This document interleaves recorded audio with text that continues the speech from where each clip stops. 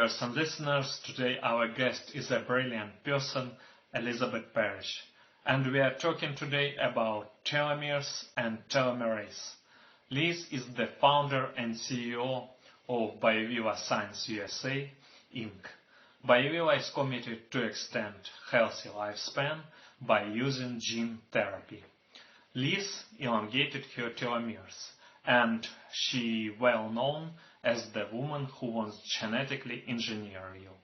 Also, Liz, entrepreneur, innovator, author, leading voice for genetic cure, educational podcasts host, and great mind. The links on her YouTube channel and Bioviva website will be below the video in the description section. And now my conversation with Liz. Hello, Liz. Hello. Welcome to my show. Thank you for having me on, Alexander. I'm very happy to be here. Liz, in 2015, an astronaut from the US, Scott Kelly, flew into the space and stayed here for almost 1 year. After his returning, it was made research that showed that his telomeres had been elongated.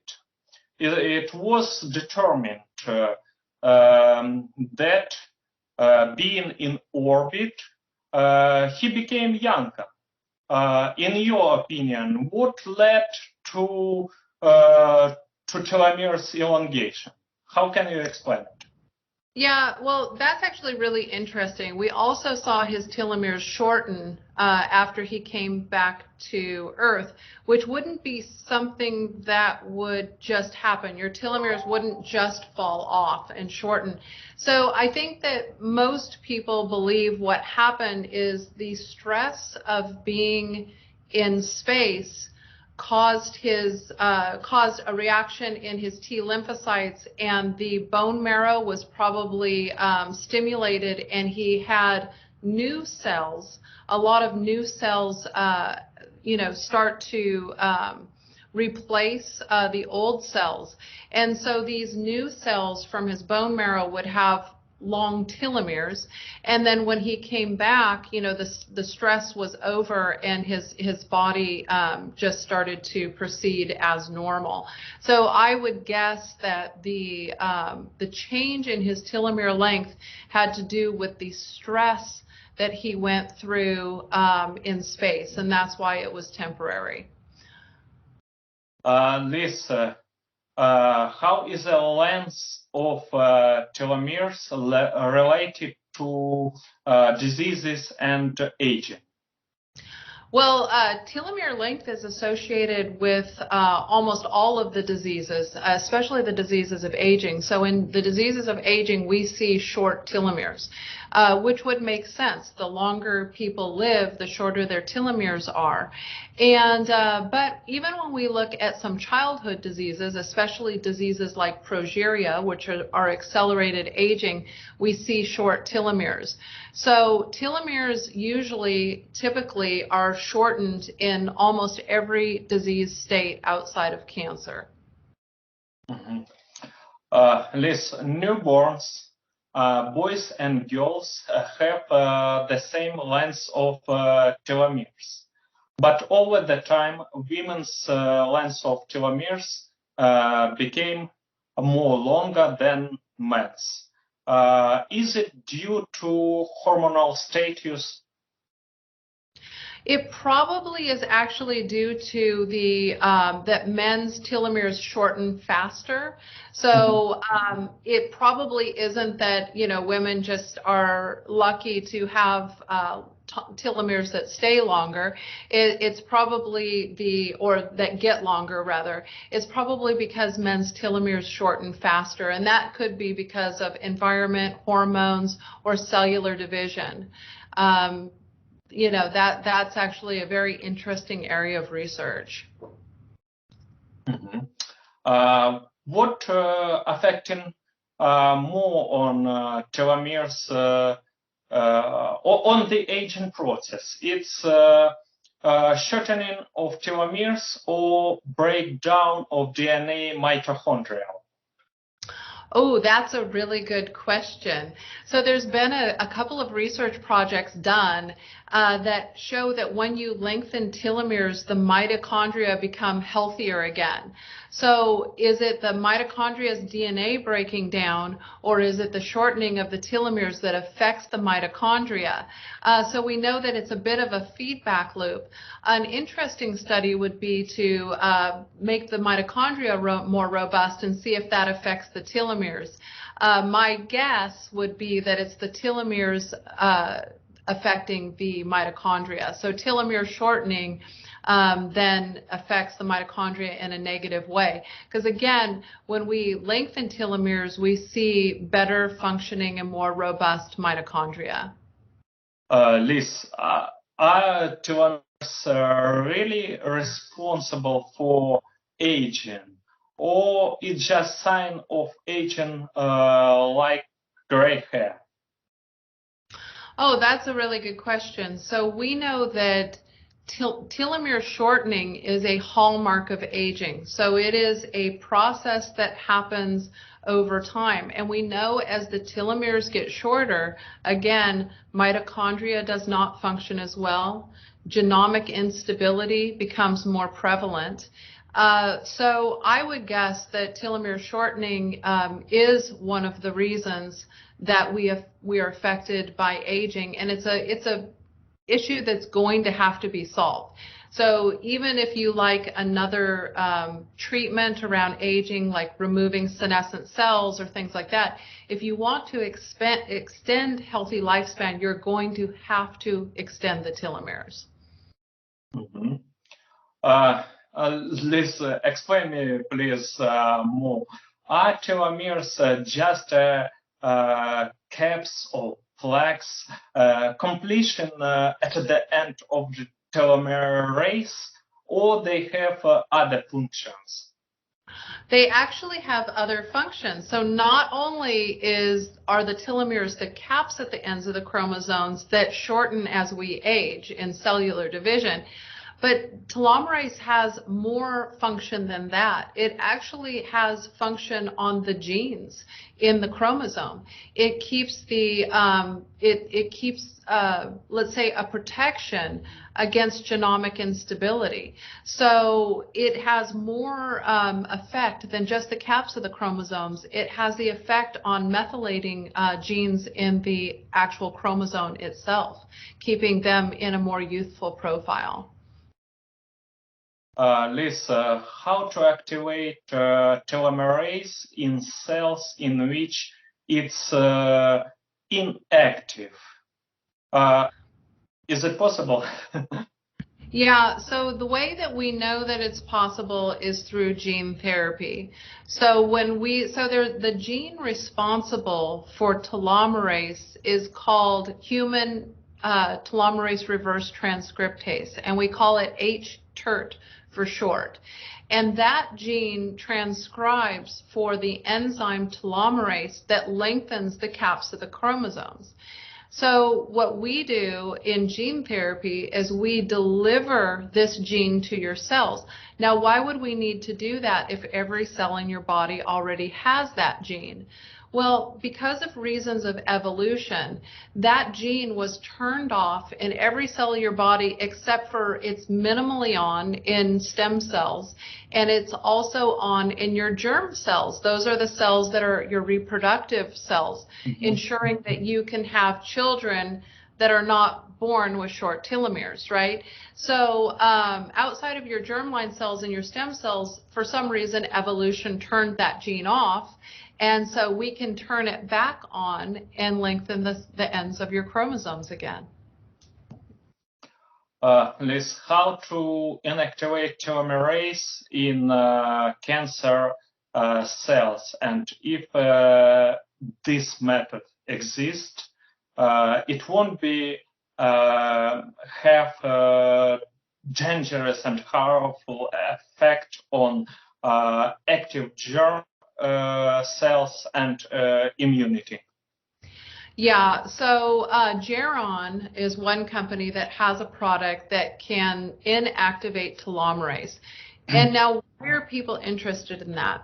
About 80% of cancers use telomerase to immortalize the cancer cells so that they can live and grow without bounds. And but what we found is that activating telomerase in animal models in longevity actually keeps them from getting cancer or reduces their rates of cancer. So, but let's say now you have an active cancer and telomerase is being used to make that cancer even worse.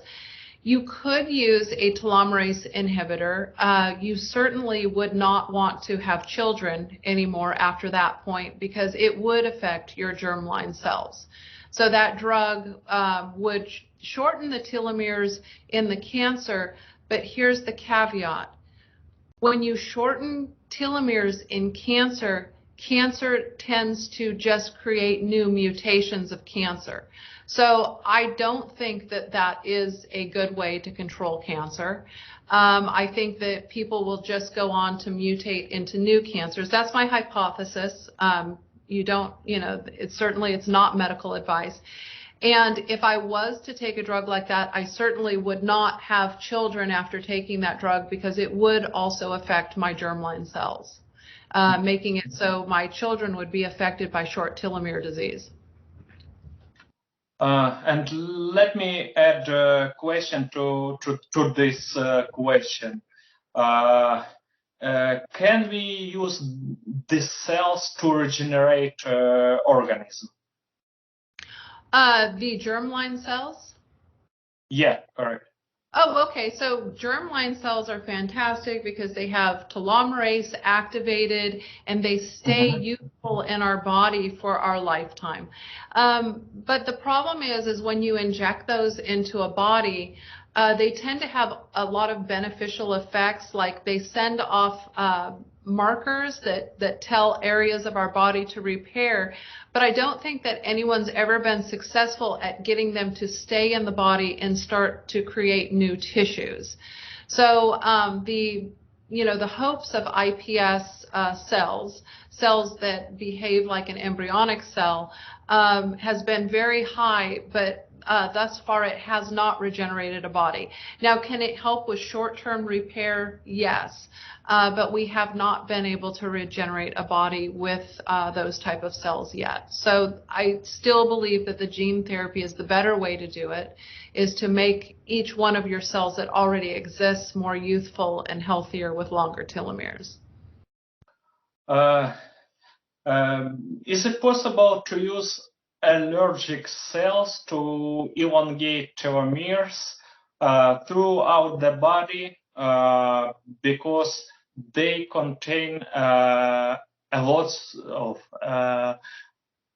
huge amount of active telomerase, by analogy with autoimmune therapy?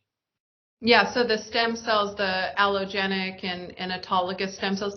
The problem with allogenic stem cells is they're not your own cells. And so if your body recognizes them as an invader, it will actually attack them. But if you use something like, a lot of people are doing stem cell therapies with embryonic stem cells or like cord blood cells, it seems to have some sort of benefit on the body, but it doesn't regenerate the whole body. So again, those cells might have long telomeres in them, but they're not really replacing all the cells in your body, right? You're not going to completely regrow your organism. One of the great things with gene therapy would be to target the cells in the body that are the non-dividing, the dividing cells, and the stem cells to ensure that they can continue to replenish the system. Because even our own stem cells, even though they have a small amount of telomerase turned on in them, eventually get older. Liz, how can the life of the nerve cell be prolongated, taking into consideration that nervous system is sufficiently isolated from whole organism? Oh, that's a really good question because some of our cells are really, really long and they're not really replaceable, right? So Yeah. the benefit of doing something like the gene therapy is, so can that cell benefit from telomerase activation? Yeah, it probably can. Because over time, these cells that last the lifetime of our organism, essentially, they can take on damage. They can take on genetic damage. They can take on different types of damage that end up, sort of silencing the telomerase activity. And so, they could very well benefit from having telomerase turned upregulated in them. That could help them stay healthy for a very, very long time. Liz, are there shortening in non-dividing cells such as neurons? Yeah, so this is one of the things that we were just alluding to. So the neurons in the brain, even though they are very, very slow to divide, they still accumulate things like tau tangles with things like dementia, including Alzheimer's. But when telomerase is upregulated in those cells, they start to clear up the tau tangles. And so that tells us that, yes, indeed, it would be a very good idea to turn on telomerase even in these slow or non-dividing cells. Great question. Yeah. Liz, exists any other artificial way to build telomeres? I mean, to create this completion. Yeah, so a lot of companies have tried to come up with sort of the nutraceutical approach to elongating telomeres. There was one company in the U.S., TA65, and they had a really great study, although other studies have questioned the validity of the first study. That's not really my area of expertise. Clearly, it would be easiest if people could just take a pill and elongate their telomeres. But so far in our research, we haven't found another way besides gene therapy to actually get the job done. Liz, what principles should be used to create anti-aging therapy? I mean, maybe, in your opinion, core for anti-aging therapy. Well, so there are a lot of things that need to be done in the anti-aging therapies, and some of them we don't know exactly how to do yet, although we're hoping that the genes that we're looking at will do enough so that we can get cells to do the rest of what we need to be done. So we look at the hallmarks of aging, and so that would be things like telomere attrition, mitochondrial dysfunction, intra and extracellular activity, senescent cells, stem cell depletion, these kind of things. And we look for gene therapies that will actually correct these hallmarks of aging, helping the body stay in homeostasis and hopefully repair itself. So some of the things that we look at are things that affect the mitochondria, that affect the telomeres, that affect nutrient sensing. So some of the genes that we look at are telomerase reverse transcriptase, which this conversation is all about. We look at follistatin, which increases muscle mass but helps with nutrient sensing in the body. It will probably take care of things like type 2 diabetes by keeping bodies healthier and less resistant to insulin and more, better at nutrient sensing. We look at PGC1 alpha, which is associated with mitochondrial biogenesis. And what that does is make the mitochondria really robust in the cell, so the cell's energy output is higher, so it can start to clear some of the damage. And we also look at a gene called klotho. You're going to see this month we're having a paper published for patients with dementia who took both klotho and telomerase reverse transcriptase. Clotho is associated with better cognitive performance and the protection against cardiovascular disease and chronic kidney disease. And so what mechanism is it working on? These are the things that we'll find out over time to exact. And those are really, really where we're going to get the biggest bang for the buck for genes that have already had a good deal of research on them that should be ready for humans now. Then we'll continue to expand. If these genes can't do things like clean up glycation end products and things like that, we will need to find new genes that do just that, and hope that the research of other companies is working in parallel with ours so that we can solve aging faster than some people fear how long it will take. They fear that it will take a very long time. Hopefully we'll be able to do enough in the next 5 or 10 years to keep people living healthy long enough to see the more advanced therapies. Great, perfect. So, Liz, in your opinion, when will telomerase emerge as a real medicine? Well, that's a good question. So the biostatistical analysis that we did on a recent dementia study hopefully will catalyst that therapeutic into clinical trials. And that would be fantastic. So we're going to work with regulators to see if we can start using that in humans soon. And we will continue to look for candidates. So today, we can't just treat biological aging as a disease because it hasn't been considered a disease yet. But we can work on the symptoms of biological aging, and those would be things like dementia, heart disease, chronic kidney disease, COPD, and cancers. And so this is where we hope to get a foothold into actually getting into clinical trials, hopefully soon. But as you know, the companies that already exist haven't had much interest in actually curing aging because they have a different, let's say, business model for what type of drugs are developed. So we're hoping that we can get some support from those bigger players and the regulatory system to start using these in humans as soon as possible in a clinical trial. Liz, you already mentioned, but I want to ask you, tell me please about natural telomerase activators, about astragalus plant, from which in the US produce TA65. Yeah, so those have been around for a while, and again, there's studies that show that they're beneficial, and then there's been some studies that haven't been as positive. It's not, I don't take those because I took the gene therapy itself.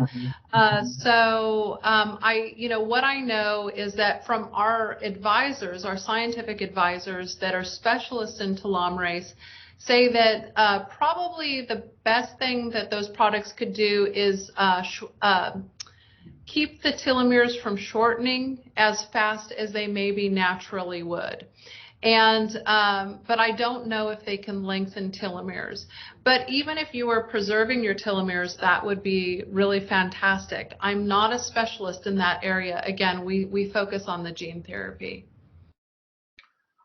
Liz, will big pharma companies make their bets on telomeres and telomerase in the hope to create a medical drug which will straighten chromosomes site?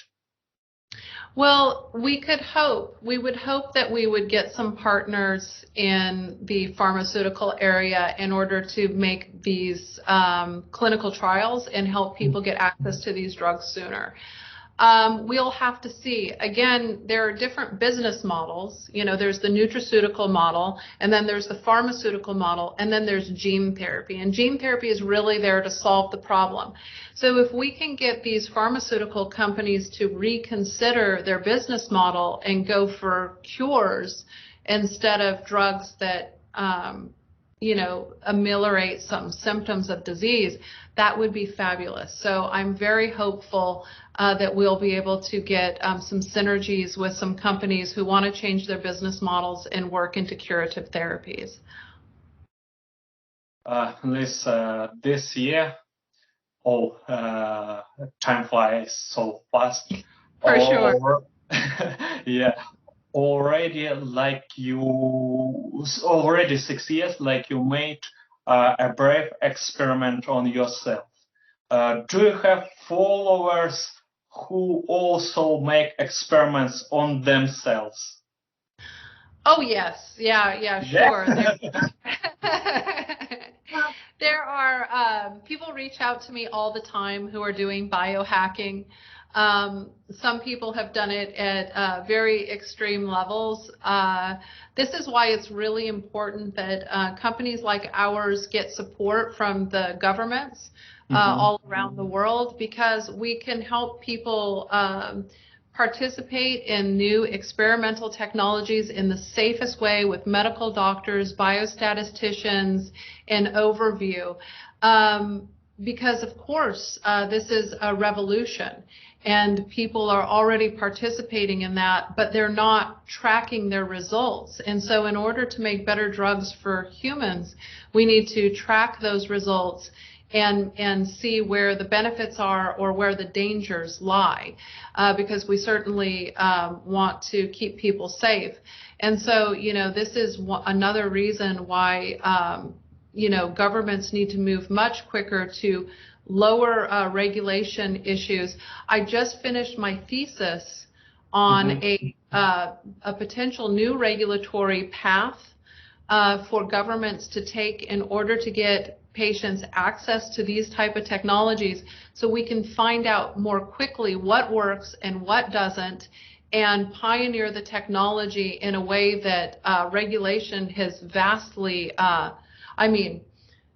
right now innovation is so slow in humans. We continue to extend the lifespan of mice. We just released a paper this year about 41% increase in lifespan in mice. It's going through peer review. It'll be out next year.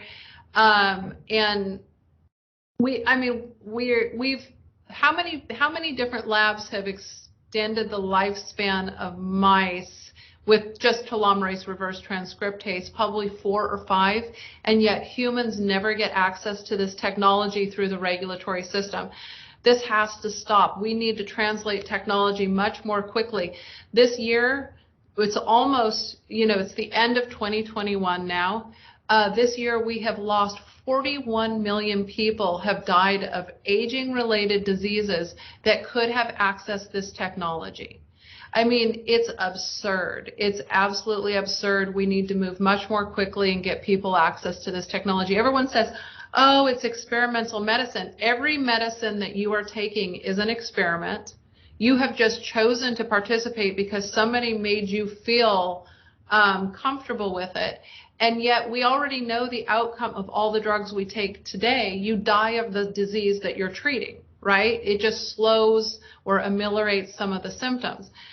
But this new technology, gives us the ability to maybe live longer and healthier. And an experiment is well worth the risk if you are 100% going to die. So 41 million people died without access to technology that could have increased their lifespan. So if it's a new therapy or death, what are you going to choose? It's we need to move. New technology. New technology, of course. That's, most people would choose to do that. Yeah, absolutely agree with you. Liz, during several billion years, evolution wasn't able to solve problem of aging. BioViva and exhuman together will be able to solve this problem. Yeah, we will. We need to work fast. We need to be diligent. We need the regulatory systems to come on our side. We need these bigger drug companies to fund these and change their business model to curative medicine for humans. And evolution isn't really a thinking thing. It's just kind of a roll of the dice, right?